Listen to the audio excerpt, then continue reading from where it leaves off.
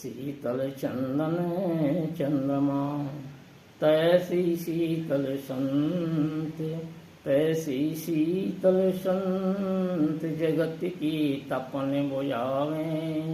जो कोई आवे जरत मधुर मुख वचन सुनावे।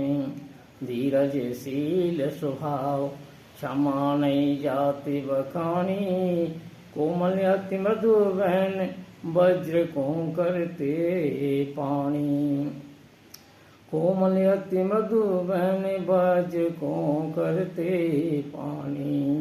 रहने चलने स्वभाव, रहने चलने स्वभाव ज्ञान की सुगंध लगावे।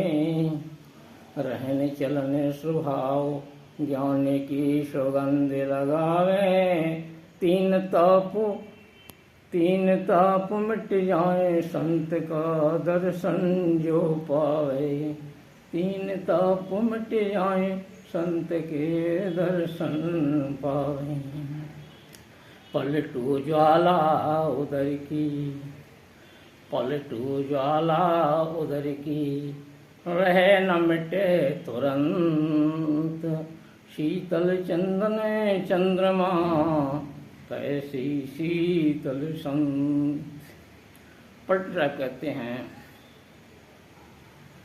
जिस तरह से चंद्रमा और चंदन शीतल होते हैं, इसी प्रकार से संत जन शीतल होते हैं और संसार की तपन बुझाते हैं। संसार के लोगों को की जलन शांत करते हैं।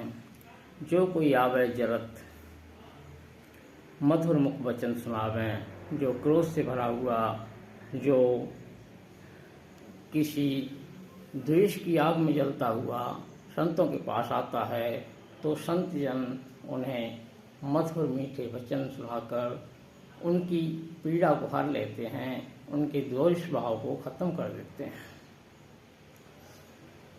जो कोई आवे जरत मधुर मुख वचन सुनावें और उनकी पीड़ा को हर लेते हैं और मीठे वचन बोल के।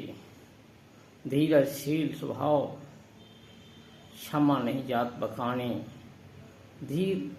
इतनी धीरता गंभीरता उनके अंदर होती है कि बहुत गंभीर होते हैं वो। और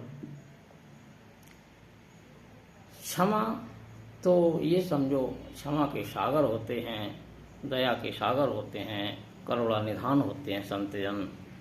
तो धीरजशील स्वभाव क्षमा नहीं जात बखानी। कोमल अति मृदुवैन वज्र को करते पानी। वज्र के समान कोई कुटिल कठोर हृदय वाला है, उसे भी पानी की तरह वो पिघला देते हैं।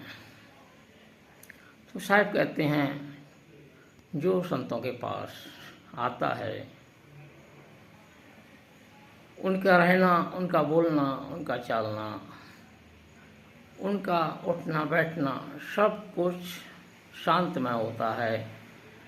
सबसे शिक्षा ली जा सकती है, उनके पूरा जीवन शिक्षाप्रद होता है। तो साहिब कहते हैं 3 ताप मिट जाएं संत के जो दर्शन पावे। जो संतों के पास आता है, उनके आचरण को देखता है, उसमें डूबता है, उसके दैहिक दैविक भौतिक ताप नष्ट हो जाते हैं, समाप्त हो जाते हैं। पलटू ज्वाला उधर की रहे न मिटे तुरंत। उधर की ज्वाला